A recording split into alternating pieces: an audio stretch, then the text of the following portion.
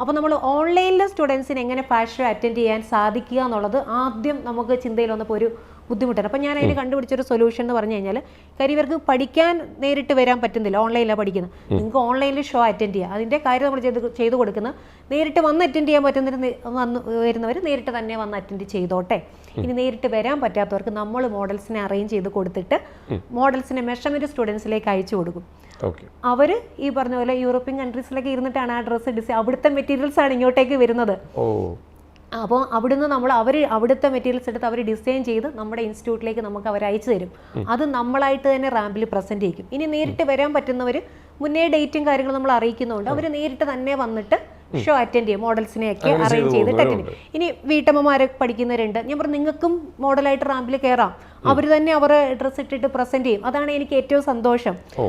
നിങ്ങളുടെ ഡിസൈനർ തന്നെ മോഡലായിട്ട് കയറുക എന്നുള്ളതിൽ പരം എന്താണ് കാര്യം? ആ ഡ്രസ്സ് അത്രയും ഭംഗിയായിട്ട് അവരിൽ കവിഞ്ഞ് വേറെ ആർക്ക് പ്രസന്റ് ചെയ്യാനായിട്ട് സാധിക്കും. ഇനി ഇല്ല പറ്റുന്നില്ലെങ്കിൽ നിങ്ങൾ മോഡൽസിനെ വെച്ച് ചെയ്തോളൂ. അങ്ങനെയാണ് രണ്ടാമത്തെ ഒരു ഓപ്ഷൻ ഉള്ളത്. ഇതിൽ ഏറ്റവും വലിയ രസകരമായിട്ടുള്ള സംഭവം എന്ന് വെച്ച് കഴിഞ്ഞാൽ, എനിക്ക് ഈ പറഞ്ഞതുപോലെ വിദേശത്തു നിന്നൊക്കെ ഒരുപാട് പാഴ്സലുകളാണ് വരുന്നത്, സ്റ്റുഡൻസ് ഡ്രസ്സ് അയക്കുന്നത്. ഇത് കസ്റ്റംസിൽ പിടിച്ചു വെക്കും. കസ്റ്റംസിൽ പിടിച്ചു വെക്കുന്ന വെച്ചാൽ ഇവർ കാര്യം എന്ന് വെച്ചാൽ നമ്മൾ ഈ പറഞ്ഞതുപോലെ അതായത് നമ്മൾ ഈ പറയുന്ന പോലെ ഇമ്പോർട്ട് എക്സ്പോർട്ട് ലൈസൻസ് വരെ ഇത് വരണം. ഒരു പരിധിയിൽ കൂടുതൽ വന്നു കഴിയുമ്പോഴത്തേക്കിന് ഞാനിവിടെ ഇത് സെയിൽ ചെയ്യാനാണെന്നുള്ളൊരു തെറ്റിദ്ധാരണയാണ്.